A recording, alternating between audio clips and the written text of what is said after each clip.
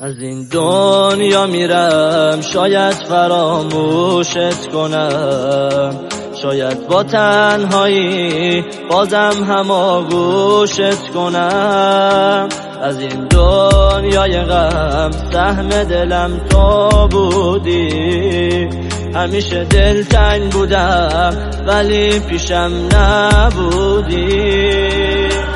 تیغا رو پشت هم زدم، دارم بدون تو میرم.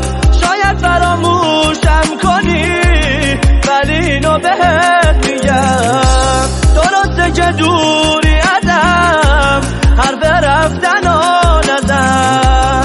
این دل من خونه ولی به اون غریبه دست نزن.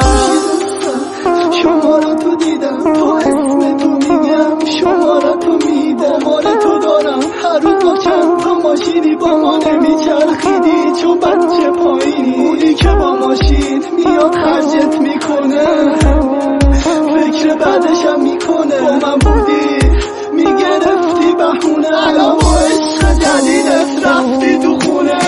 لعنتی چقدر کثیف شده آدم ها رو به جنودی میندازه. بدبخت برو خونه تو نگاه کنن کی رد میشه، بهت یه تیکه میداد بعد رفتنه. دیگه چیزی نمون ازم، بدنمو ببین با تیغ اسمت گذارم. وقتی خوش باشی گیره گفتن کبور اصلیت میشم، گفتی قسمت نبودی دست من. گفتم هیچ وقت منو نگی دست کم، گرفتی منو به بازی به جو کشگری. بشینی ناز ازش بپر، بگو خونه داری، تو یکی رو میخوای ببرد خونه خالی. به بزرگیت قسم از این دنیا دیرم، گرفتی دنیامو از این دنیا تیغا رو پشت هم زدم، دارم بدون تو میرم.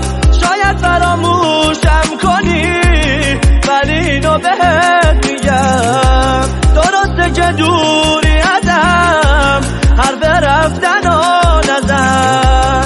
این دل من خونه ولی به اون غریبه دست نزن. دلم خیلی تنگ شده برات، چرا جواب نمیدی؟ میدونم الان سرت تو گوشیته، داری به کی اسم میدی؟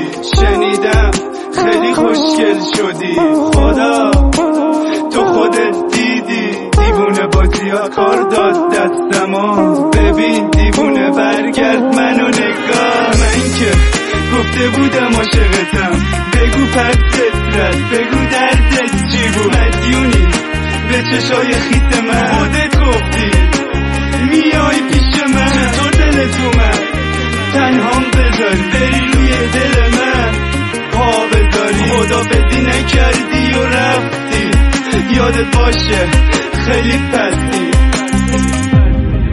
امیدوار مهران مرتضا سربلند خونه ولی به اون غریبه دست نزن.